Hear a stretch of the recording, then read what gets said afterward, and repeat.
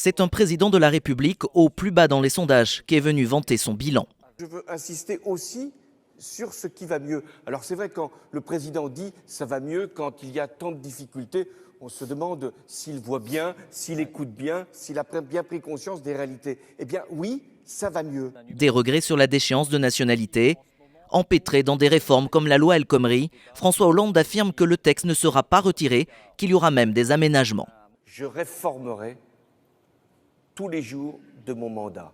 Bien. Je l'ai fait depuis le premier, je le ferai jusqu'au dernier jour de mon mandat. Le président de la République face à 4 Français, dont 7 électeurs du Front National. 3/4 des électeurs du Front National, ce sont des votes de colère. Pour moi, la France, elle est malade. On a essayé plusieurs traitements et aujourd'hui, oui, mais il faut faire attention de ne pas prendre un médecin qui peut tuer le malade ou en tout cas, à un moment, lui faire perdre conscience. Devant la jeune chef d'entreprise, François Hollande se transforme presque en DRH, se voulant très précis. Le coup de massue de ces derniers jours, c'est la surtaxe des CDD.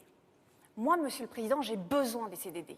Je ne vais pas quand même stimuler l'embauche par CDD. 90% des embauches se font en CDD. Donc ce qu'il faut changer, c'est cette idée de la précarité.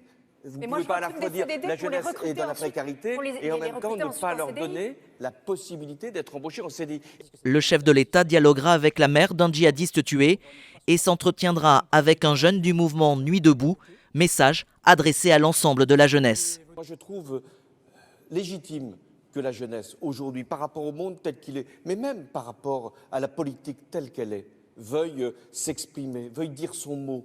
Recadrage de Manuel Valls qui avait affirmé qu'il faudrait légiférer sur le voile. François Hollande est catégorique, il n'y aura pas d'interdiction à l'université.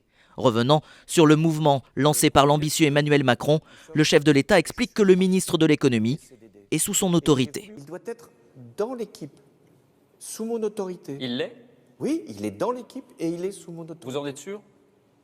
Mais j'en suis sûr parce que c'est entre nous, non pas simplement une question de hiérarchie, il sait ce qu'il me doit, c'est une question de loyauté personnelle et politique. Des mises au point donc, pour mieux affirmer que François Hollande est toujours dans le jeu, même s'il lie sa candidature en 2017 à la baisse du chômage. C'est vrai, je demanderai à être jugé sur la question du chômage. Quand prendrez-vous cette décision ? À la fin de l'année. Et cela tombe plutôt bien, François Hollande espère la création de 150 000 à 160 000 emplois nets en 2016.